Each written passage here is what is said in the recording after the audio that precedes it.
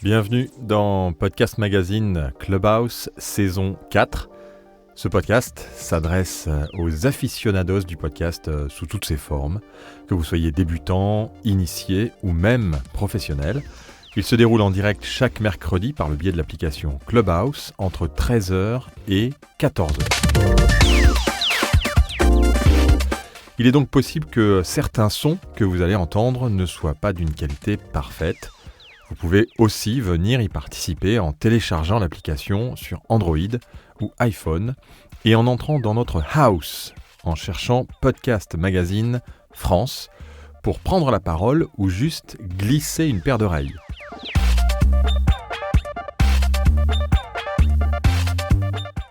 Dans cette saison 4, l'interactivité avec les personnes présentes dans la room a lieu les dernières 30 minutes lors desquelles vous pourrez également réagir sur ce que vous avez entendu et sur l'actualité du podcast.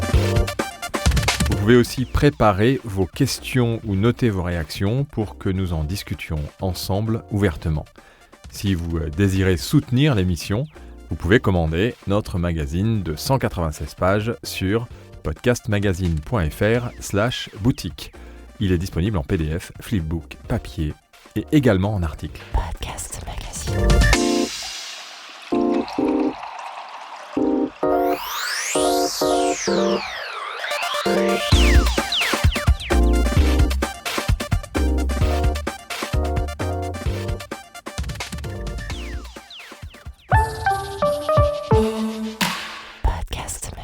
Alors, avez-vous déjà pensé à transformer votre podcast en livre ? C'est le sujet du jour et je ne vais pas, comme à mon habitude, faire un long tunnel ou présenter les invités avant la première partie, comme j'ai fait la semaine dernière. C'était le lancement la semaine dernière, tout le monde le savait. Je vous donne un billet que Fred nous en a fait un aux petits oignons. Le billet acidulé de Monsieur Brûlatour. Vous l'attendez tous et toutes avec impatience, comme à notre grande habitude. Voici le fameux billet acidulé de Brûlatour pour commencer cet épisode.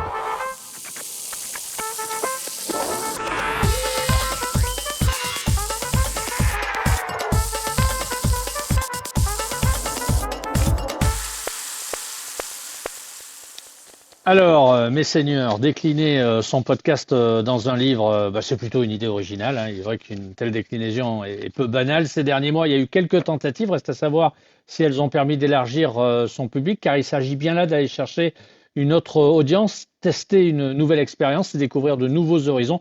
Voilà ce que l'on aime ici, puisque, vous le savez, l'occasion fait souvent le larron. Alors, la première condition pour donner une seconde vie à votre podcast, sous cette forme strictement littéraire, c'est qu'il faut qu'il soit intéressant et donc pas ennuyeux. C'est une condition indispensable, sine qua non. Alors vous allez me dire que l'on enfonce une sorte de porte ouverte, eh bien pas vraiment. Au même titre que des contenus qui sont diffusés à la radio, il y a énormément de podcasts qui ne sont pas intéressants. On pourrait dire pourquoi, souvent parce qu'ils ne tiennent pas leurs promesses, souvent parce qu'ils passent à côté de leur sujet, souvent aussi parce que c'est trop long, souvent parce qu'ils sont mal enregistrés. Je vous invite à vérifier par vous-même, il y en a une quantité phénoménale. Alors si un podcast est ennuyeux, il y a de fortes probabilités pour que sa déclinaison littéraire le soit aussi. Alors cependant, il peut y avoir quelques exceptions. Un podcast peut ne pas rencontrer le succès sous un format strictement audio, alors qu'il sera peut-être un succès d'édition. Alors, je n'ai pas forcément d'exemple pour étayer mes propos, tout simplement parce que les déclinaisons littéraires sont très rares dans ce secteur et qu'elles devraient le rester encore un bon moment. Néanmoins, je voudrais attirer votre attention sur les possibilités qui sont aussi aujourd'hui offertes aux podcasteurs. Dans l'absolu, un podcast devrait être décliné à toutes les sauces. On devrait pouvoir éponger son contenu jusqu'à la dernière goutte sur tous les supports, le faire vivre au-delà donc du simple dépôt sur une plateforme. Peu le font, faute de temps, et c'est bien là où se trouve une partie du problème. Le seul et unique dépôt sur une plateforme de votre podcast n'est absolument pas l'assurance que celui-ci trouvera son public et le fidélisera. Il faut engager partout, ailleurs et presque tout le temps.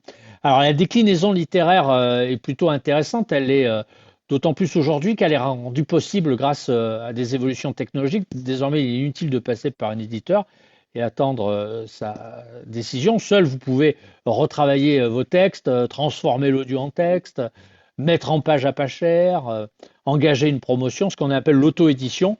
Vous oubliez la version imprimée ou alors simplement au compte-gouttes et vous privilégiez une version numérique. Qu'est-ce que ça coûte? Pas grand-chose, si ce n'est quand même pas mal de temps. Quand faut-il prendre la décision d'une déclinaison littéraire?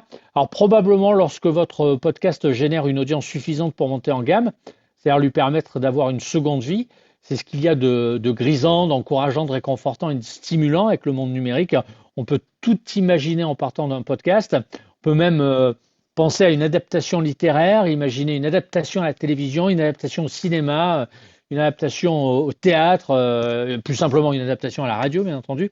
Le podcast peut être le point de départ de nouveaux horizons, d'où l'intérêt au commencement, je me permets de le répéter, de faire le bon choix et de ne jamais être ennuyeux pour mettre toutes les chances de son côté. Enfin, pour terminer, et même si comparaison n'est pas raison, ça marche plutôt bien dans l'autre sens. Vous observez certainement tout comme moi la quantité astronomique, incroyable, prototypesque de livres qui sont aujourd'hui proposés en version audio, déclinés en podcast.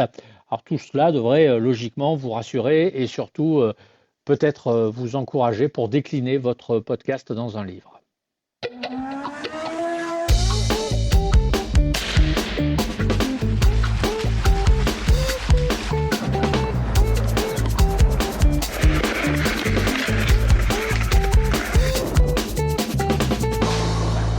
Bienvenue dans cette première partie de l'épisode, lors de laquelle vous allez découvrir nos invités de la semaine.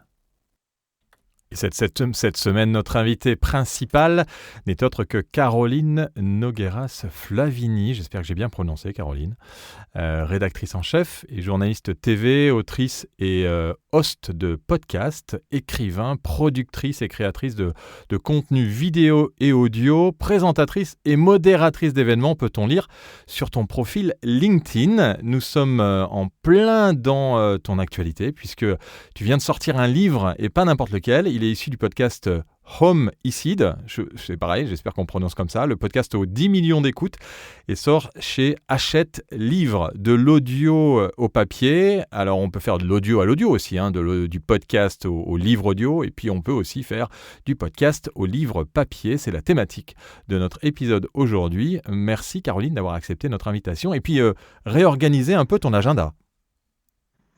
Pas de souci, merci à toi de m'avoir invité pour cette rencontre. Comment tu veux qu'on procède? Est-ce que je raconte un peu mon histoire? Alors en fait, je présente les invités. Donc je vais présenter Anne-Claire et Céline. Et puis dans la deuxième partie, ça va être que pour toi. On aura d'oreilles que pour toi. Et on pourra aller un peu plus dans le détail de comment comment tu as réalisé ce livre, comment ça a fonctionné et surtout pourquoi est-ce que tu es parti sur la rédaction d'un livre pour Homicide. Notre deuxième invitée, c'est Anne-Claire Lecas, qui est coach de la semaine et qui nous divulguera ses 5 conseils. Elle donne de l'ambition à votre podcast, elle s'occupe de stratégie, branding et communication et de community building. Bienvenue Anne-Claire. Merci beaucoup pour ton accueil et bonjour à tous, je suis ravie de vous retrouver. On est très content que tu aies accepté notre invitation. Et puis le podcast de la semaine n'est autre que Nouvelles Héroïnes. Alors que des femmes, c'est cette semaine en invité de Céline Steyer qui raconte des histoires de femmes inspirantes pour, alors j'ai bien aimé dans ta présentation, empouvoirer les filles de 9 à 12 ans. Un mot que je ne connaissais pas, Céline.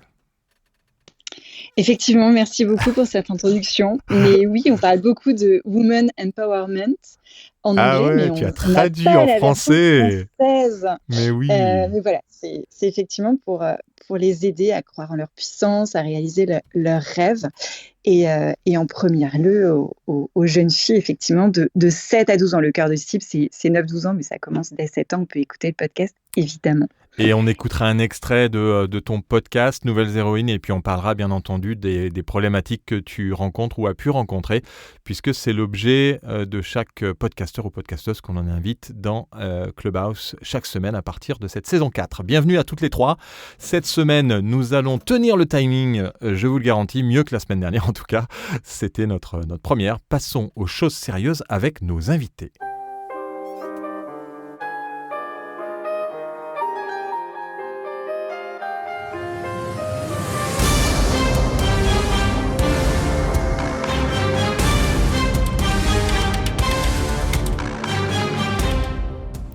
vous avez dit que c'était sérieux, hein. Le jingle, il est plus que sérieux. C'est ce que j'ai demandé à Jonathan Marty-Wagner qui nous a composé gentiment ce bel habillage pour cette saison 4. Il a travaillé cet été et bien sûr, bien entendu, n'hésitez pas à le taguer sur LinkedIn, Jonathan Marty-Wagner. Alors, il s'appelle Wagner, mais il y a Marty juste avant, donc c'est pas mal pour un compositeur. Caroline, on en parlait tout à l'heure, donc tu as sorti un livre qui s'appelle Homicide, et le podcast Homicide est un gros podcast de chez Bababam, si je ne me trompe. Pourquoi être parti sur la réalisation d'un livre? Alors c'est pas la première fois, hein. J'ai fait une petite analyse moi de mon côté, parce que pour ceux qui ne savent pas, qui n'ont pas suivi les Clubhouse, on est en train de travailler avec la Foire du Livre de Brive sur l'introduction du podcast et du livre audio. Donc j'ai fait une recherche un peu sur tous les podcasteurs qui avaient sorti des livres qui sont issus de leur podcast ou qui parlent de podcast. Il y en a à peu près une trentaine, hein, depuis fin 2022 qui ont sorti des livres et qui ont des podcasts. Pourquoi être parti sur ce projet? Depuis combien de temps est-ce que tu travaillais là-dessus? Alors, c'est pas moi qui ai décidé de partir sur le projet du livre, pour être tout à fait transparente.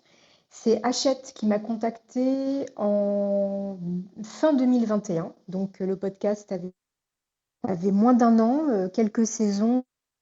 Il était bien classé et ils m'ont proposé l'adaptation littéraire du podcast. Je pense qu'il y a une appétence des éditeurs pour des podcasts qui marchent bien, parce qu'ils se disent qu'il y a déjà un public acquis. Donc pour eux, c'est une manne déjà qui arrive. À l'inverse, je ne sais pas encore si un public de lecteurs va venir à l'audio. Je le souhaite. Moi, je l'ai accepté parce que j'aime bien aussi le travail écrit. Quand on raconte une histoire à l'oral, évidemment, on ne la raconte pas tout à fait de la même manière. Et ça me permettait de prolonger un petit peu mon travail sur certaines affaires. La négociation avec Hachette a été longue, je ne le cache pas. Tu disais tout à l'heure qu'on peut s'auto-éditer. Personnellement, moi, je ne l'aurais pas fait, parce que je trouve que c'est quand même très prenant. Alors la négo a été longue, parce que bien évidemment, face à un mastodonte, il ne faut pas se laisser faire, hein. Il faut quand même savoir négocier. Alors ce qui est bien, c'est qu'ils sont venus te chercher quand même. Oui, ils sont venus me chercher parce que je pense que déjà en 2021, ils avaient déjà compris l'intérêt de travailler qui existait déjà et qui marchait, et se dire, tiens, pourquoi pas en effet en faire une version écrite, ce qui est en effet pas assez intelligent. Je ne sais pas du tout, il y avait déjà les couilles sur la table de Victor Taillon qui avait été fait, je pense. Je ne sais pas du tout si c'est un livre qui a marché, hein, objectivement. Voilà, moi, personnellement, l'exercice m'intéressait, mais ça demande quand même beaucoup de temps. Ouais, donc ça veut dire, alors quand tu dis beaucoup de temps, ça veut dire que ça a pris combien de temps? Un an et demi? J'ai mis, à partir du moment où on a eu le go, le contrat a été signé. Oui, il faut compter 8 mois. 8 mois de travail, je dirais. Entre 6 et 8 mois, bien sûr, comme tous les podcasteurs, on a un boulot à côté. Moi, je suis journaliste par ailleurs, donc c'était pas du plein temps, mais quand même, ça demande beaucoup de rigueur, parce que quand vous passez à l'écrit, les écrits restent. Donc il faut quand même vérifier encore plus l'information, être sûr de ce qu'on dit, avoir une écriture plus littéraire. Donc voilà, c'est un bel exercice qui n'est pas inintéressant. Je suis très fière aujourd'hui de voir l'objet du livre, et surtout l'aventure du podcast qui s'amplifie, qui prend d'autres formes. Mais il ne faut pas minimiser l'effort que ça représente. Alors, comment ça s'est passé avec Bababam? Est-ce qu'ils avaient quelque chose à dire, ou alors c'est complètement indépendant de Bababam par rapport au podcast? Bien que l'éditeur soit venu me chercher moi d'abord, parce que les éditeurs viennent chercher les auteurs et les autrices en priorité, en tout cas pour Bababam, et c'est tout à fait normal, ils ont négocié la cession du titre. Donc il y a eu en fait 3 contrats. C'est un contrat tripartite. D'accord. Un entre l'éditeur et moi, et un entre évidemment Hachette et Bababam. Bababam, ils ont franchement pas gagné grand-chose, hein, mais c'est par principe, c'est normal. Le titre leur appartient, donc c'est une cession de droit. Alors ça, la session de droit, on parle, on va en parler dans Podcast Magazine numéro 3 et on va en parler de plus souvent, c'est ce qu'on appelle l'IP. L'IP, c'est la propriété intellectuelle et c'est très important, et je parle pas à tous les podcasteurs qui sont dans la room, puisque nous, nos auditeurs sont principalement soit des personnes qui veulent se lancer dans le podcast, soit des podcasteurs amateurs, soit des podcasteurs professionnels, et puis bien sûr on a d'autres auditeurs qui sont des aficionados.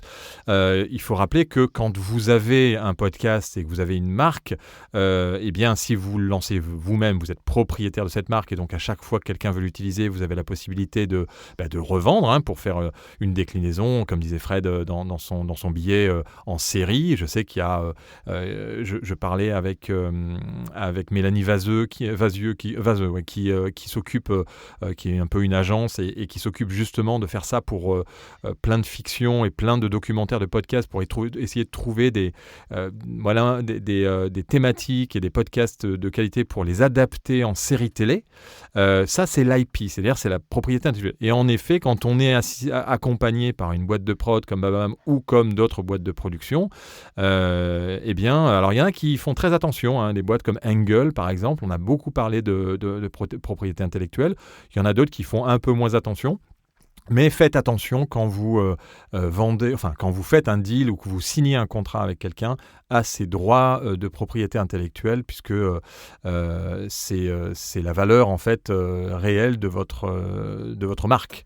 Donc Hachette, alors il y a eu d'abord la validation d'Hachette, ça a été assez rapide.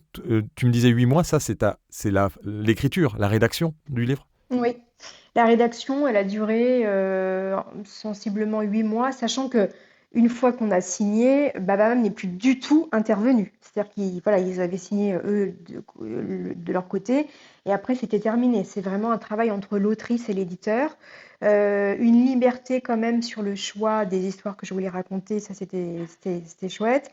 Une liberté de ton, puisque j'ai une manière d'écrire que j'ai gardée, même si c'est plus romancé, mais que j'ai gardée. Donc ça aussi, c'est important. Et puis à la fin, des échanges avec l'éditeur, évidemment les corrections, ça c'est hyper important.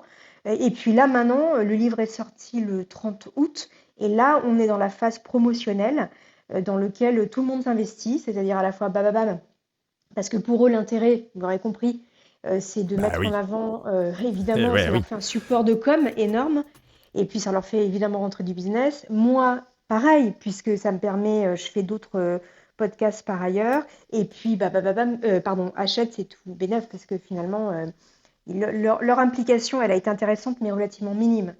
L'éditeur, finalement, à part les corrections, comme il sait qu'il s'appuie sur des hosts et des gens qui ont déjà en effet un public, leur implication, elle est intéressante, mais elle est pas. Il faut pas vous imaginer que si vous signez avec un éditeur, ou alors un tout petit éditeur peut-être, mais en tout cas, moi, c'est mon 2e livre avec Hachette, il va pas avoir une implication énorme.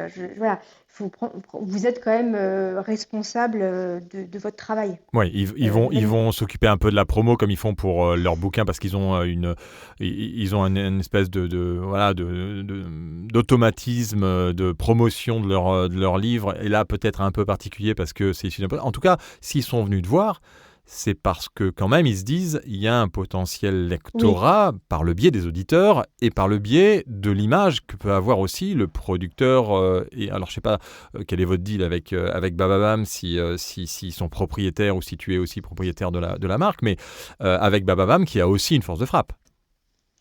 Alors, objectivement, au tout début, ils sont venus me chercher moi, et donc j'ai été très franche avec eux. Je leur ai dit, voilà, ce podcast, il a été créé avec Bababam.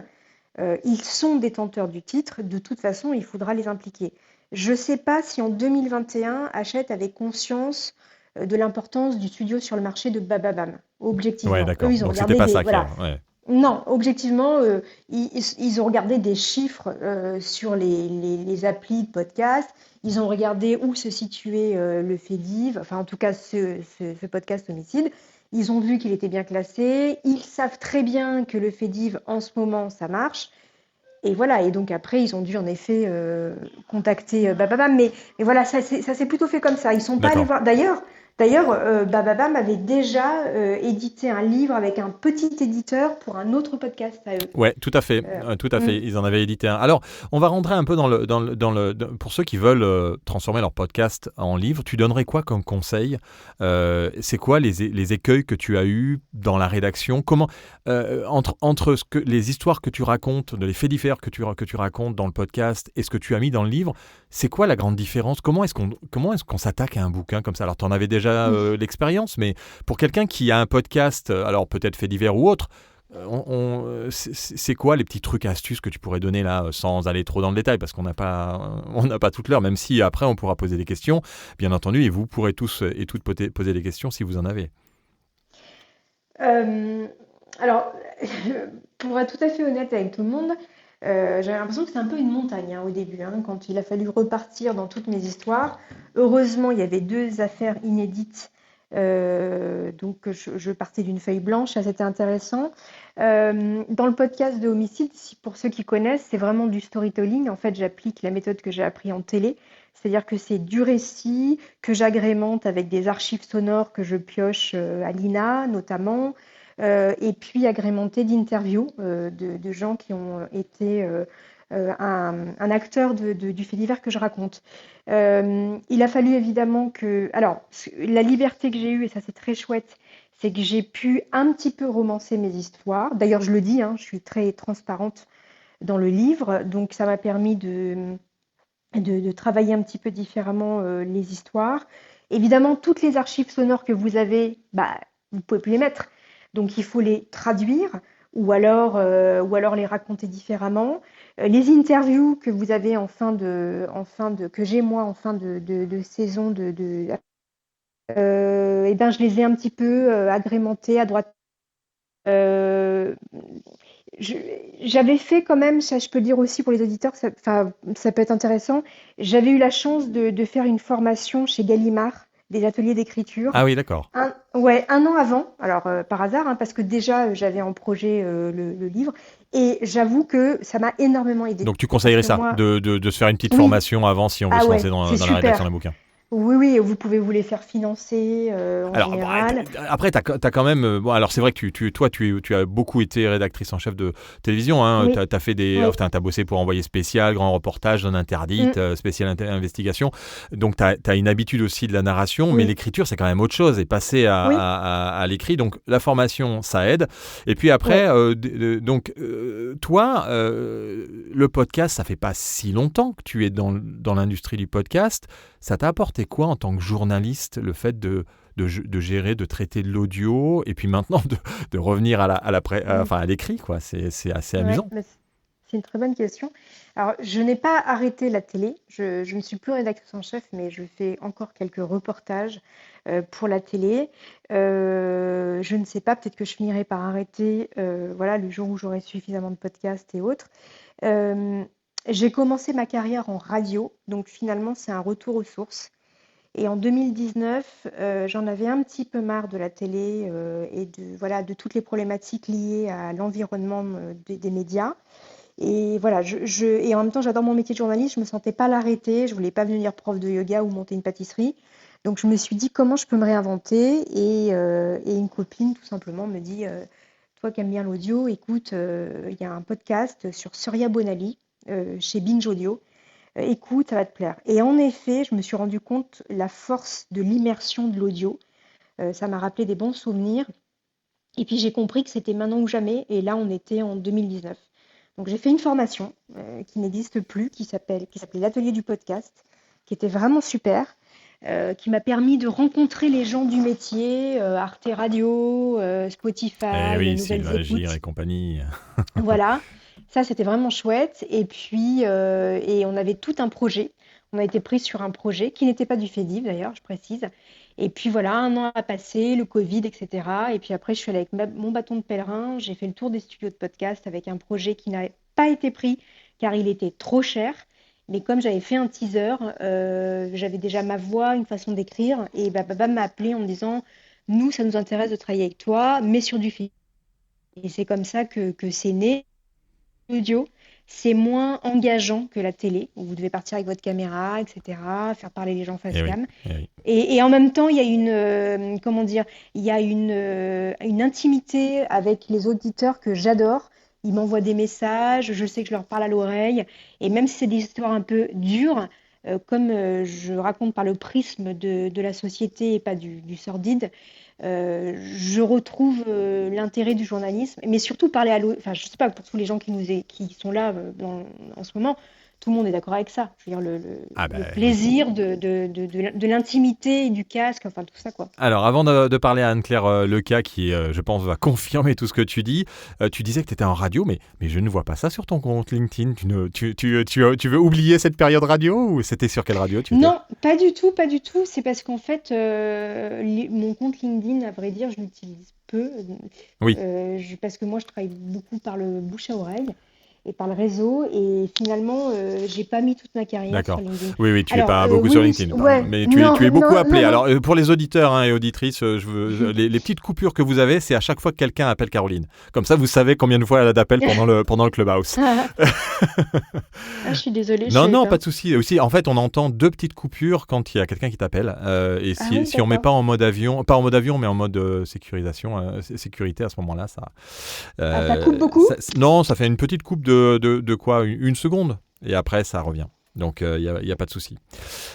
Merci Caroline pour toutes ces informations très rapides, bien entendu, parce qu'on n'a pas voilà, on a 1 heure pour nous et on va continuer bien sûr avec des questions juste après. On va tout de suite passer à Anne-Claire. Tu restes avec nous, Caroline, hein, Avec bon, plaisir. super.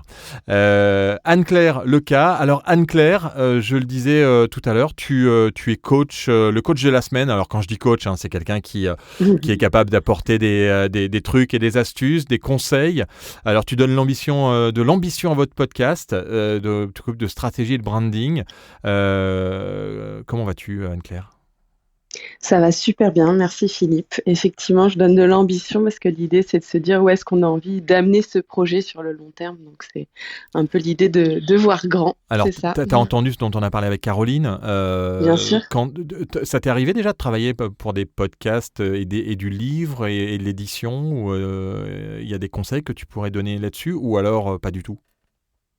Sur le sujet de l'édition, j'ai travaillé avec des clients qui avaient déjà adapté leurs livres, notamment Entre nos lèvres. Donc les deux podcasteuses qui sont derrière Entre nos lèvres avaient adapté leurs livres en coédition avec une maison d'édition, mais j'ai pas travaillé directement sur ce sujet. Mais c'est un sujet que j'aimerais bien aborder un jour. Donc si vous avez envie de me contacter pour ça, n'hésitez pas. Bah, oui. Donc alors stratégie, branding, communication, community building. On parlait de communauté tout à l'heure avec le fait qu'un podcast a une communauté et donc apporte obligatoirement de l'envie chez les éditeurs pour sortir des bouquins parce qu'on a tout de suite des acheteurs. Qu'est-ce que tu aujourd'hui pour faire de la communication, du marketing, est-ce que tu as des conseils? Alors je dis 5, hein, mais tu peux en donner un. C'est quoi les conseils aujourd'hui que tu donnes le plus à tes on va pas dire clients, aux gens avec qui tu travailles, parce qu'il n'y a pas que des clients, et puis on est dans un univers de bisounours, comme vous le savez tous. On n'est pas là pour gagner de l'argent, bien entendu. On est là simplement pour s'entraider. Donc, c'est les concus collègues, ne pas confondre avec cocus collègues. Donc, qu'est-ce que tu donnerais qu'est-ce que tu donnes le plus souvent comme conseil que tu pourrais partager? Alors, les conseils que je donne le plus souvent, c'est de prendre de la hauteur sur son podcast. Souvent, on a un peu le nez dans le guidon, c'est vraiment notre bébé, notre passion. Et comme le disait, il me semble, Frédéric, au début de cet échange, il suffit pas de déposer son podcast et puis après de se dire que la viralité fera le travail. Prendre de la hauteur, c'est se dire, à la fin de mon podcast, où est-ce que je redirige? Est-ce que je redirige vers les réseaux sociaux? Comment je crée la conversation? Comment est-ce que je peux aller rendre visible mon contenu aux endroits où se trouve ma communauté? Donc, c'est prendre un petit peu de la hauteur vis-à-vis de son podcast et essayer de voir dans quel environnement il évolue et comment est-ce qu'on peut jouer avec cet environnement pour faire en sorte que ce podcast, il touche les personnes à qui on le destine. Donc ça, c'est le premier conseil. Ensuite, le deuxième conseil, c'est l'erreur la plus classique que je vois, c'est on sait que la communication, c'est important, Et on va du coup balancer un post en disant salut, une fois par semaine ou une fois tous les 15 jours selon notre fréquence de publication. Salut, j'ai lancé un nouvel épisode, écoutez, il est super.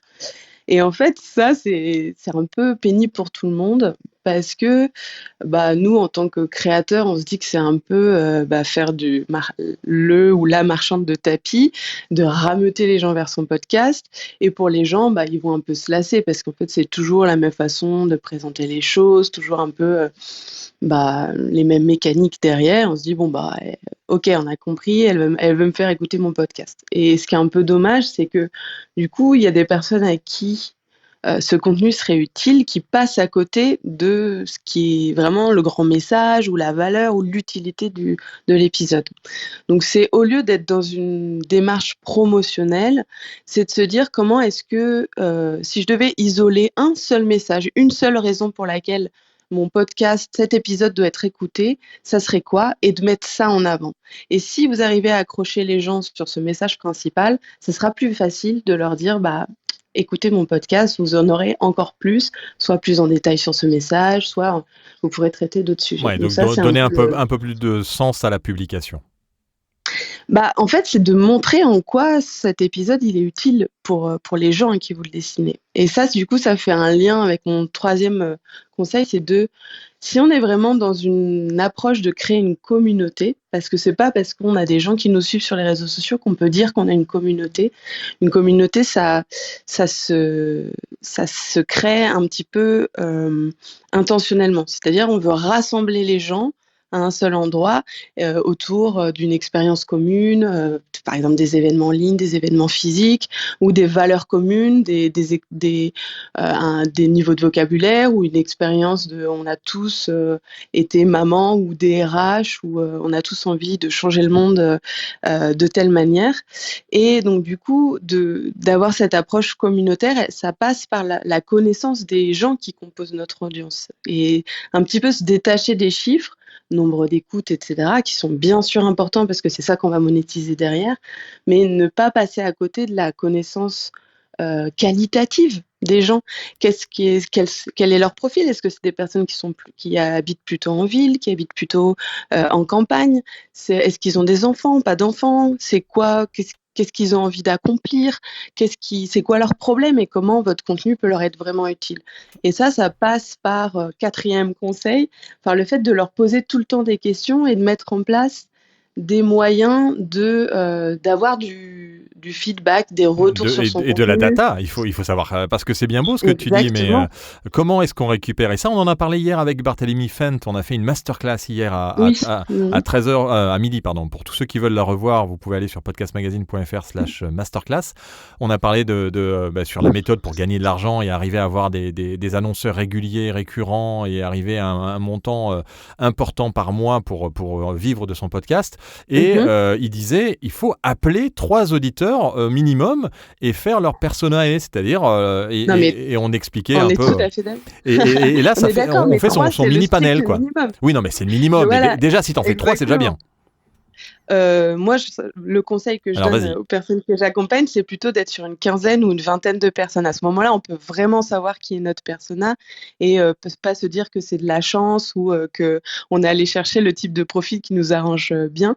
Comment est-ce qu'on fait concrètement? Parce que c'est ça que j'entends derrière la façon dont tu rebondis, c'est en fait, à chaque fois qu'on fait un post, on pose une question en se disant j'ai envie d'avoir une information là-dessus. Donc, on peut faire des sondages en story, on peut créer des posts LinkedIn ou des posts Instagram qui sont là pour engager la conversation et avoir une réponse précise sur un point précis. Est-ce que vous avez déjà vécu ça? Est-ce que vous avez déjà utilisé tel outil? Créer des sondages aussi de manière récurrente, une fois par an minimum, pour sonder son audience, savoir qui ils sont, récolter des informations, des datas précises et à la fin du sondage, proposer aux personnes qui le souhaiteraient de continuer la conversation pendant 30 minutes pour creuser des sujets précis. Ouais, ça, c'est chronophage. Je sais qu'il y avait, je sais plus, je crois que c'était Laurent Brois, je sais plus, je confonds toujours Laurent Brois ou Laurent Stock, qui lui avait carrément remis en son podcast Tout à en fait. jachère, en appelant tous ses auditeurs et en prenant le temps, en leur disant mais qu'est-ce que vous aimez pas, qu'est-ce qui est pas bien, pourquoi est-ce que et ça lui avait permis de reconstruire totalement son podcast. Ouais, il a fait un comité auditeur, c'était une super idée. Et oui, c'est chronophage, mais qu'est-ce qui est plus chronophage de s'épuiser à faire un podcast que personne n'écoute et d'avoir l'impression de perdre son temps et d'arrêter, ou de se poser et prendre un mois ou deux pour faire le point et lancer vraiment quelque chose qui s'adapte vraiment aux attentes des auditeurs. Écoute, C'est un peu la perspective à avoir. Écoute, super conseil, merci. On continue avec toi, Anne-Claire, puisque j'aurais une question à poser à Caroline par rapport à ça aussi, justement sur ce que Anne-Claire vient de dire. Au niveau, on va enchaîner avec le podcast de la semaine et on va écouter un peu de son parce que c'est bien joli de parler, mais on va enchaîner maintenant avec le podcast de la semaine et le podcast de la semaine, c'est Nouvelles héroïnes.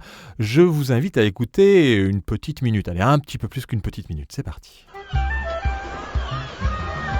Nouvelles héroïnes. Nouvelles héroïnes. Nouvelles héroïnes. Le podcast pour tous les enfants qui poussent à rêver grand. À écouter avec ses parents. Ou sans ses parents. Il était une nouvelle héroïne nommée Suba.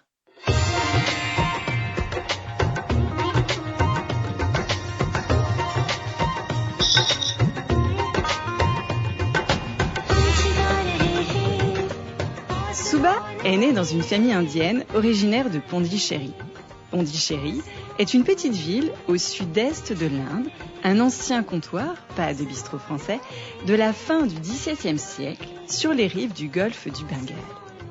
La ville fut ensuite envahie par les Hollandais des Pays-Bas, puis de nouveau par les Français de France et pillée ensuite par les Anglais de Grande-Bretagne avant d'être restituée à l'Inde en 1956. L'Inde, c'est un pays que tu étudies sur les bancs de l'école autour d'une de ses figures emblématiques, Gandhi, homme politique qui a contribué à l'indépendance de l'Inde en 1947. Voilà, on va arrêter pour cet extrait de Nouvelles héroïnes. Bienvenue Céline, et est-ce que tu peux nous dire 2 mots sur ton podcast ? Oui, qui merci s'adresse aux beaucoup. enfants. On l'a entendu à la fin. Alors d'abord les super enfants. Ça marche toujours les voix d'enfants comme ça, les gamins qui dans les jingles donnent le nom du podcast ou parlent. C'est toujours super touchant. Oui, c'est hyper intéressant parce qu'effectivement, quand j'ai lancé Nouvelles héroïnes, le tout premier format de Nouvelles héroïnes était en fait, il y avait 2 formats. Il y avait un format conversationnel où je publiais l'interview que j'avais eue avec une femme inspirante, et il y avait un deuxième format qui était l'histoire pour les enfants. Et en fait, c'est hyper intéressant de revenir un petit peu à l'origine où en fait, à ce moment-là, j'avais 2 cibles. Et un positionnement hyper confus, hyper compliqué, parce qu'en fait, quand on essaye de parler à tout le monde, on parle à personne. Et Anne-Claire était là justement quand j'ai décidé de faire uniquement pour la saison 2 des histoires pour les enfants, parce que c'était quelque chose qui pour moi était beaucoup plus porteur, qui avait du sens, et qui était en fait ma zone de génie, c'est-à-dire j'écris des histoires et ensuite je les raconte. En audio. Donc ça a vraiment débuté comme ça, avec cet objectif d'inspirer les enfants, de mettre en avant des figures, des femmes inspirantes. Alors il y a un podcast qui cartonne aux États-Unis, qui a démarré, et c'est hyper intéressant d'être dans cette thématique aujourd'hui, qui a démarré par le livre, qui était Histoire du soir pour filles rebelles, Rebel Girls, qui étaient donc des livres et qui ensuite a été de l'audio. Donc, c'est des podcasts où étaient mis en avant des figures emblématiques, mortes ou vivantes. Voilà, et donc ça cartonne aux États-Unis. Et moi, l'objectif, c'est de devenir ce podcast-là en France. Et oui. Voilà, effectivement. Oui, mais bien sûr. Et ce qui est hyper intéressant, et ce que disait très bien Anne-Claire tout à l'heure, c'est de parler à cette audience, c'est de parler aux premiers auditeurs, parce que moi, les premiers auditeurs sont des auditrices, sont principalement des femmes, des mères qui écoutent Nouvelles héroïnes et qui ensuite le font écouter à leurs enfants. Alors que le cœur de cible, moi, je vais avoir des enfants, je vais avoir des jeunes filles de 10 ans qui vont venir me voir et me dire, moi, j'adore cette histoire, moi, je veux que tu racontes cette histoire d'héroïne, etc. Et c'est pour ça que j'ai fait évoluer les formats de saison en saison, que la saison 2 a été positionnée uniquement pour l'histoire pour les enfants, avec des figures pas connues. Et des figures plus connues. Donc, par exemple, j'ai fait l'histoire de Clarisse Kramer, à un moment donné qui était très opportuniste parce qu'il y a eu ce buzz, parce qu'elle avait perdu son sponsor au Vendée Globe. Je fais des histoires de Jacinda Ardern, de Déborah Pardo, qui est une aventurière scientifique. Et pour la saison 3, j'ai alterné, j'ai fait plus d'aventurières, plus des sportives, parce que je me suis rendu compte, en fait, c'est que moi, mon rêve, c'était d'entendre des histoires de femmes entrepreneuses, mais que ça ne fonctionnait absolument pas auprès des enfants. Ouais. Et notamment, quand j'ai raconté l'histoire de Louane et Leila Bekti, qui étaient des histoires qui m'étaient remontées. C'est-à-dire que j'ai fait des sondages et on m'a dit, moi, j'aimerais entendre l'histoire de Leila Bekti, de Louane. Et en fait, je me suis rendu compte qu'il faut ces histoires-là aussi, que ça n'existe pas en format enfant et qu'il fallait, pour la découvrabilité, avoir des grands noms. Et que c'est ça, en fait, qui allait me faire venir mon cœur de cible, c'est-à-dire la jeune fille qui, aujourd'hui, est en fin de primaire, début collège. Et c'est ce que j'ai réussi à faire sur la saison 3.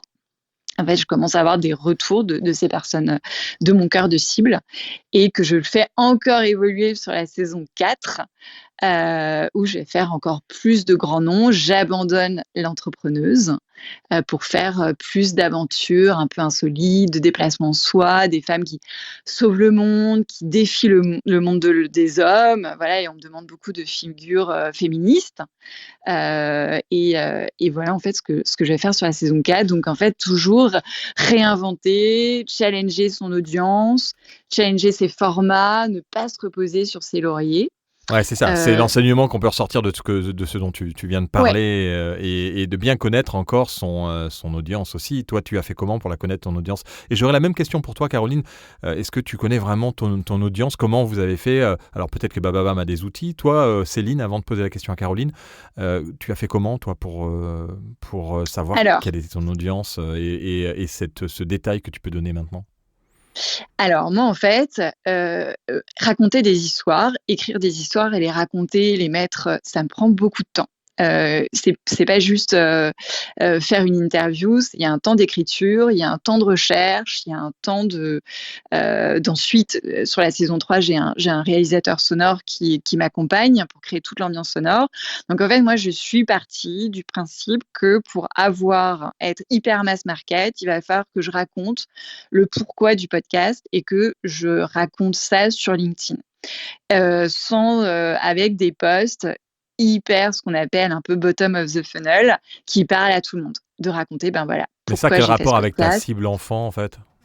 Alors, pourquoi ? C'est qu'en fait, quand je fais des posts plutôt viraux, je vais forcément, vu que je parle de moi, mon rôle de maman, de ma relation avec des filles, pourquoi je le fais en relation, parce que je fais en premier lieu pour mes filles, pour un héritage, etc., pour leur transmettre ce que moi j'ai pas eu quand j'étais petite, c'est-à-dire j'ai pas eu ces ateliers un peu de me donner confiance en moi, de croire en moi, je l'ai pas eu ça, donc moi c'est ce que je veux transmettre à mes filles, et donc en faisant ces posts-là, j'ai des posts viraux, j'ai beaucoup de demandes de connexion, et là, à chaque demande de connexion, donc j'en ai des centaines à chaque fois, je vais poser la question.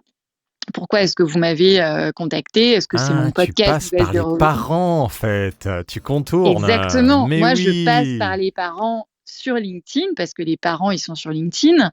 Et en fait, ce sont les parents qui vont l'écouter. Et en vacances cet été, ils ont écouté ça dans les bouchons, ils écoutent ça le dimanche, ils écoutent ça le mercredi quand ils vont à une activité. En fait, c'est ça. Quand ils vont à une activité sportive avec leur enfant, ils écoutent ça, ils font écouter ça à leur enfant. Mais oui, Et donc ça, c'est ma cible.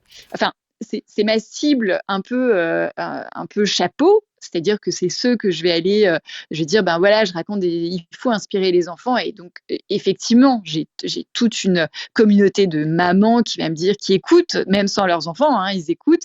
et ensuite ils vont faire écouter à leurs enfants. Et maintenant, parce que à 10 ans, on a un iPhone, on a un Android, et puis les parents, ils mettent un podcast et ils veulent pas qu'on aille sur YouTube. Donc, ils vont donner accès à Apple Podcast. Et donc, ils disent, ben voilà, tu peux écouter Nouvelles Héroïnes parce que je l'ai écouté. Ou on va me trouver parce que j'ai fait l'histoire de Louane, de Léla Bacti, de Peggy Boucher, de grands noms, de Clarisse Abegdegnou cet été qui a cartonné. Donc, en fait, c'est comme ça qu'on va le découvrir. Donc, moi, c'est des demandes de connexion. Je rentre en contact, je pose des questions, je renvoie vers mon podcast. Et ensuite, ils me disent, ah oui, moi, j'ai un enfant de 11 et 16 ans et j'essaie vraiment de comprendre quelle est en fait la construction du foyer, dans quel moment de leur journée, de leur semaine, ils écoutent ce podcast. Et je me suis rendu compte qu'ils écoutaient ce podcast avec les parents parce que là, tu as écouté Souba, j'y mets des aspects pédagogique, Oui. j'y mets un aspect Ouais. un peu historique. Moi, Ouais. j'ai eu des enfants qui m'ont dit, moi, j'ai utilisé l'épisode de Clarisse Kramer pour faire un exposé en classe. Eh oui, En c'est fait, c'est pour ça génial. que C'est il n'y génial. a Ouais. pas que je raconte une histoire comme tu pourrais le trouver sur Wikipédia. J'y apporte des effets de pédagogie, de poésie, d'humour. Il y a un ton qui est différenciant. Et c'est ça qui est hyper intéressant avec ta thématique du jour sur le livre. C'est que moi, il y a eu, il y a quelques années, des livres, les mini-confettis. Sur des Florence Artaud, elle racontait des histoires sur Florence Artaud, Soria Bonali, etc. Il y a un livre qui a été diffusé en Angleterre qui s'appelle Petite et Grande, qui est maintenant qui existe en version française. Et en fait, c'est hyper intéressant parce qu'il n'y a jamais eu de version audio. Et en fait, l'autrice, elle a vendu à des centaines de milliers d'euros son concept pour qu'il soit décliné en livre audio, je crois. Donc elle est partie du livre et elle l'a décliné en livre audio derrière. Mais moi, c'est souvent, ça existe en livre. C'est-à-dire qu'il y a des histoires de Simone de Beauvoir, de Marie Curie, mais moi j'en ai eu marre. Je me dis, c'est bon, on va arrêter. Oui, c'est toujours un peu les mêmes. C'est génial, c'est super. Mais aujourd'hui, il y a des femmes, des nouvelles héroïnes qui sont en train de changer le monde, qui peuvent inspirer nos enfants. C'est elles qu'il faut mettre en avant, c'est elles qu'il faut rendre visibles. Et je l'ai vu cet été, Peggy Boucher, que moi, quand j'avais 18 ans, j'ai suivi son épopée. Elle se retrouve au milieu de l'océan, elle chavire au milieu de l'océan. Elle se retrouve pendant 10 heures à attendre les secours avec des requins en bas, sous ses pieds. Je me dis, mais c'est incroyable, il faut raconter ces histoires-là aux enfants. Il faut leur dire qu'il y a des femmes qui sont héroïques, qui ont eu des dépassements de soi, qui ont vécu des trucs incroyables. Et c'est ça qui va leur donner confiance, qui vont leur donner envie de se surpasser, de réaliser de leurs rêves et aussi de traverser l'Atlantique, j'en sais rien. Mais en tout cas, voilà. Tu devrais faire des audios sur LinkedIn. Tu convaincrais encore plus les parents de te donner des infos et des datas. Caroline, juste oui, vas-y, termine. Ouais. Et puis je voulais revenir sur... Non, mais donc moi, je suis partie par du post hyper aspirationnel sur LinkedIn, parce que je savais qu'il y avait des parents, parce que je sais que je suis une figure de maman avec une histoire particulière qui fait que du coup, je vais fédérer des parents sur LinkedIn. Et c'est là que j'ai la plus grosse audience. Et parce que aussi, moi, la promotion, ça me prend un temps de fou. Et je préfère le mettre aujourd'hui dans ma zone de génie, travailler mon édito. Et du coup, je fais un post sur LinkedIn une fois par semaine où je raconte. Et c'est comme ça, en fait. J'ai pas eu d'autres relais de viralité. Aujourd'hui, je sais que j'ai un enjeu de parler aux enfants directement, de faire des ateliers où ils viennent rencontrer une nouvelle héroïne. C'est ce que fait Mathieu Genel avec les petites histoires. Exactement. Ouais, Mathieu, c'est mon idole. Mais voilà. On a tous son idole, mais peut-être que tu seras l'idole de quelqu'un d'autre plus tard. C'est exactement ça. Moi, j'ai un enjeu d'aller sur le terrain. Tu vois, ma petite fille, elle est qu'en maternelle, mais elle a distribué les cartes de visite du podcast l'année dernière. Et du coup, il y a son enseignante qui est venue me voir, qui m'a envoyé un mail et qui m'a dit « Génial ce que vous faites. Il faut qu'on fasse ça, qu'il faut que vous alliez en centre de loisirs, il faut que vous passiez par la case école, par les cases mairie pour rencontrer ces nouvelles héroïnes et raconter ces histoires-là. » Ouais, donc il va falloir que tu contactes Podca aussi parce qu'il est dans cet apprentissage. Ouais, Gabriel Mass. Ouais, Gabriel Mass. Exactement, on en a parlé ensemble. Caroline, est-ce que comment vous avez fait pour connaître votre audience avec Omissi? Alors vous le saviez déjà, est-ce que c'est des trucs que Hachette ont demandé ou pas du tout?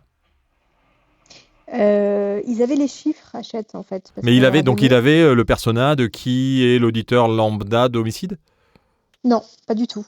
Donc oui, non, pas du tout. Ils ont, rien à faire, je pense. Ils ont simplement vu que le podcast était à l'époque, hein, il y avait moins de podcasts en 2021, était dans le top 10 de Apple Podcasts, de Spotify, dans les plus écoutés. Et voilà, ils ont été Oui, malins ils ont à pris se ces dire, chiffres. Et toi, est-ce que tu sais qui est ton auditeur, auditrice est-ce que tu as une idée ou pas vraiment? Je connais les chiffres, puisqu'on les a tous les mois à J+10. En tout cas, moi, je les demande à J+10 et Oui, mais Bababam les a. les chiffres, Bababam, c'est les chiffres d'audience en fait, et Oui, ils ont pas de, par exemple, tu sais pas si c'est plus des femmes, des hommes de 35-40 ou t'as pas vraiment de détails en fait. non, il n'y a pas vraiment d'études. Bababam n'a pas vraiment demandé d'études exactes sur qui sont les auditeurs. Moi, j'ai des retours moi, je suis plus Instagram que LinkedIn. Donc, j'ai pas mal de retours de mes auditeurs qui m'envoient des messages. Et j'avoue que c'est assez dur de savoir quelle est ma cible et quels sont mes auditeurs, car j'ai à la fois des retours d'hommes, de femmes. Euh, on est quand même plutôt sur du. Alors, je sais que les podcasts, c'est plutôt écouté chez les 20-35 ans citadins CSP+. Moi, j'ai l'impression qu'on m'écoute dans la France entière et j'ai pas l'impression qu'on soit forcément toujours sur du CSP+. Il y a un peu de tout. Ouais, En donc tout cas, moi, c'est simplement des retours que j'ai. on est sur Mais des parce que je KPI pense classiques, que, ouais. ouais, mais parce que je pense qu'en fait, pourquoi, voilà, pourquoi je pense qu'Homicide marche, c'est l'analyse que j'en ai faite par rapport au retour de certains auditeurs et puis voilà. C'est que je suis a priori la seule femme à parler de faits divers. C'est vrai qu'il y en a pas C'est une... beaucoup. Oui. Ben non, c'est une place que s'étaient octroyée les hommes de facto. On l'a hâte, Affaires sensibles aussi que j'aime beaucoup, même s'il ne fait pas que du fait divers et que c'est ultra qualitatif. Et donc ça, c'est une première chose. La deuxième chose, c'est que je fais un travail très journalistique et j'aime aller dans les détails et apporter le petit élément supplémentaire. Et enfin, le troisième élément qui pour moi est certainement le plus important, je ne fais pas du tout, du tout, du tout de sordide. Je, j'ai beau raconter des faits divers, la seule chose qui m'intéresse, c'est l'enquête, la psychologie des personnages et comment un personnage va basculer du côté sombre plutôt que du côté positif. C'est vraiment presque un travail psychologique. Et ça, je pense que les gens se disent, ah, on vient chercher une autre écriture et un autre point de vue. Donc ça, je vais être très honnête hein, avec ce que je fais, hein, même si j'y mets beaucoup d'énergie, je pense que c'est une matière très populaire qui attire beaucoup. Je sais que les podcasts, c'est beaucoup, beaucoup aussi de conversationnel avec des gens inspirants, beaucoup d'interviews sur les gens inspirants, etc., etc. C'est vrai que ça marche bien, mais il y en a beaucoup. Moi, je suis un peu sur le Parisien, hein, voilà, avec Oui, on est d'accord. Ouais. mais j'ai vraiment aucun mal à dire que je fais du populaire. Je fais pas du populaire, je fais pas quelque chose de, comment dire, qui tire les gens vers le bas. Mais je fais quelque chose qui parle quand même à tout le monde. Voilà. Oui, Qui mais prend il faut sens savoir sur le tout le faire monde. aussi, et c'est pas donné à tout le monde, et c'est vrai que peut-être que tu Mm. vas avoir une radio, qui sait, qui va te demander. Alors, vous êtes tellement intéressantes là, toutes les trois, que j'en ai même oublié de lancer le jingle, le dernier jingle.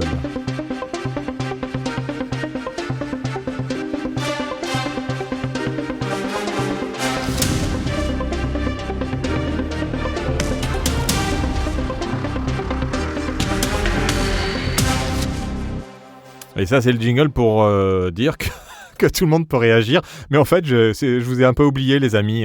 Vous êtes même pas. En fait, je pense que vous aussi, vous avez même pas pensé à lever la main pour poser la question. Vous auriez pu à partir de 13h30, mais vous êtes très inspirante et très intéressante. Donc, si vous avez des questions, bien entendu, vous êtes les bienvenus.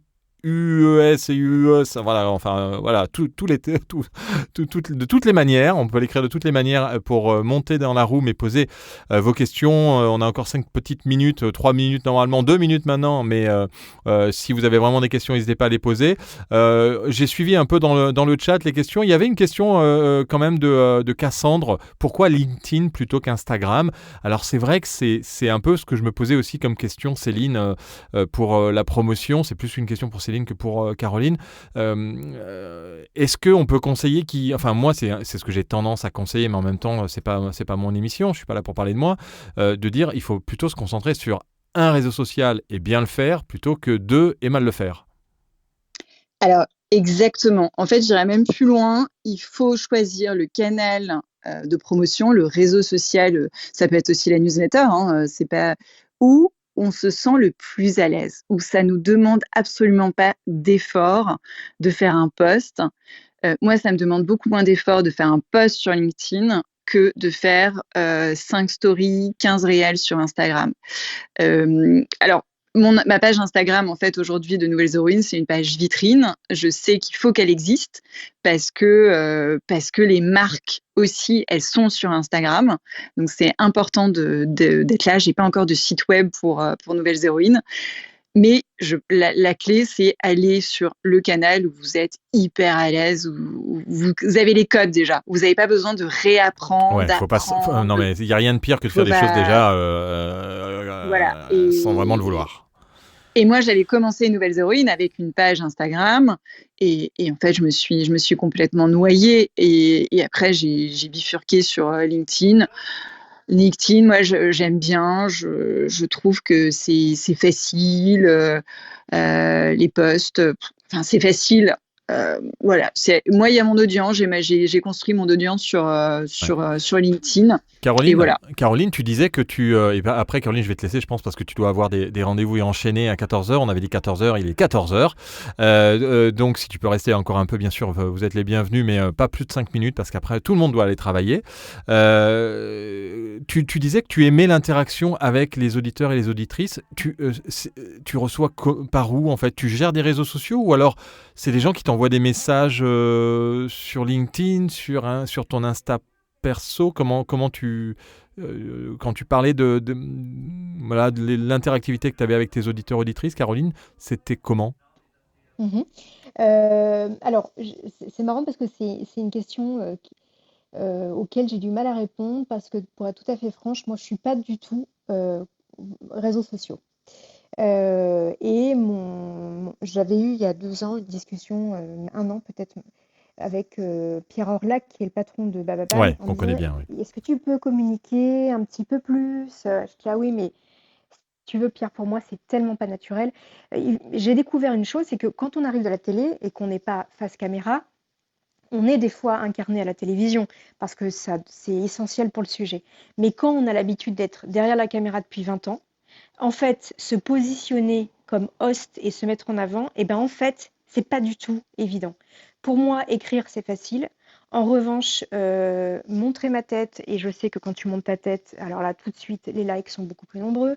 Raconter, mettre en avant ton podcast, etc. Pour moi, c'est certainement l'exercice le plus difficile qu'il existe. Voilà, c'est paradoxal. Vous pouvez m'inviter sur un plateau, j'ai aucun problème parce que je connais le sujet par cœur. Par contre, sortir une espèce de mise en avant de moi-même, et je sais bien que c'est important, j'ai beaucoup de mal. J'ai appris à le faire un petit peu, et puis en fait, mon Insta perso, j'ai pas voulu créer un Insta pro, mon Insta perso est devenu un Insta pro, je mets rien de perso maintenant. Naturellement. Et du coup, naturellement. Et ils m'ont trouvé, tout simplement. Ils ont tapé mon nom. Ça, c'est quand et on puis veut, du coup, on ils m'envoient des petits messages régulièrement. Alors, je trouve ça génial parce que c'est quelque chose que je connaissais pas non plus. Et finalement, j'aime beaucoup ce lien. J'ai des auditeurs fidèles qui me font des remarques à chaque épisode. Je prends sur moi à chaque fois que je poste quelque chose. Et je vais mettre par exemple une journée entière à me dire ah merde, est-ce que je mets cette photo, je me mets pas trop en avant, etc. C'est peut-être un peu bête, je sais pas pourquoi j'ai cette attitude, mais pour moi c'est certainement la chose la plus difficile. Et puis je sais plus qui l'a dit avant, ça demande vachement de temps. Donc, mais de toute façon, et puis il faut être pertinent. Le podcast est hyper chronophage. Toi, tu as peut-être la chance par rapport à la majorité des gens qui nous écoutent aujourd'hui d'avoir peut-être, c'est pas ton activité principale, même si tu y as bossé beaucoup. C'est à moitié maintenant. C'est à moitié, voilà, et que tu as pas un statut d'indépendant du podcast, que les projets que tu as, tu les développes avec des structures en général. Forcément. Tu fais aussi beaucoup d'accord, ok, ouais. Tu vois. Ouais, je fais un podcast qui s'appelle Histoire vraie, les notaires vous racontent, avec les notaires de la Normandie. C'est moi directement en lien avec eux. D'accord. Et là, tu as pareil trouvé des partenaires directement pour lancer ce podcast ou tu l'as lancé Non, parce que tu avais envie? j'avoue que non, pas du tout. C'est eux qui sont venus me chercher. Ah En oui, c'est fait, eux ça qui fait des viennent. En fait. petits. Ouais. Et j'en fais aussi pour la Matmut, pour la com interne de la Matmut. En fait, Homicide est une énorme vitrine pour moi, hein. Je vais pas me mentir. Et désormais, je monte aussi ma structure pour en faire par moi-même. Donc avec les notaires, c'est eux qui sont venus me chercher directement. Et puis, comme j'ai Homicide, je fais un peu de hotspotting aussi pour les notaires sur Homicide. On trouve des... Voilà, donc non, j'ai Homicide qui est la vitrine avec un studio qui a pignon sur rue. Et j'en ai d'autres que je fais toute seule en fait. Et je relègue un peu la promo de tous ces podcasts aux clients en leur disant voilà, est-ce que vous voulez que je fasse la promo ou vous le faites? Quand il me dit je la fais, je ne cache pas que je Oui, suis très tu es plutôt contente. contente, hein. Après, Ça c'est des choses qui m'arrange. se monnaient aussi maintenant, le marketing, hein. C'est Oui, exactement. deux En plus, tiers du boulot, c'est communication marketing et un tiers, c'est la production. on est On en parle d'accord. régulièrement Voilà, de ça. c'est vrai. C'est Voilà. la fin de ce Clubhouse. Merci 1000 fois Céline, Caroline et Anne-Claire qui a dû nous quitter rapidement. Elle m'avait prévenu. Si vous désirez participer, bien sûr, à un futur épisode ou partager cet épisode parce qu'il vous a plu, n'hésitez pas à le partager, à partager le lien Clubhouse ou alors le replay sur podcastmagazine.fr/podcast. On a nos podcasts et bien entendu sur toutes les plateformes de podcast puisque ce replay est disponible comme un épisode, comme tous nos épisodes depuis 125 heures maintenant sur Clubhouse. On aime bien Clubhouse. J'ai eu quelques échos de la nouvelle version, Christian Coll et Zuber qui se plaignent un peu de l'accessibilité de l'application Clubhouse, de cette nouvelle application. On en reparlera dans une autre room, Zuber. On ne vous a pas donné beaucoup la parole, je suis désolé, mais honnêtement, c'était tellement passionnant que je n'ai pas voulu vous couper. Et en plus, je pense que je vais découper ces petits moments pour les isoler parce que c'était vraiment passionnant et on apprend plein de choses. Merci beaucoup, Céline. Merci beaucoup, Caroline, Merci d'avoir beaucoup, Philippe, pour l'invitation. d'avoir pris Avec ce temps. plaisir. Parce que le temps, c'est quelque chose qui a maintenant une valeur encore plus qu'il y a une dizaine d'années. On va pas parler d'actu, on va pas parler d'enseignement. Il est l'heure maintenant d'aller travailler. Bonne journée à tous et on se retrouve mercredi prochain pour... je vous l'annoncerai si vous voulez. Allez, je vous le dis tout de suite, le mercredi prochain, faire un podcast, c'est du sport. On aura David Gourju qui est coach en préparation mentale. On aura Gaël Aymar qui s'occupe de Podcast Mania. Et on a Quentin Travaillé qui est du podcast La Vie Partout, qui est parti dans les Alpes pour lancer son podcast. Il va nous raconter tout ça. Merci, à bientôt. Ciao. Au revoir. Thank you.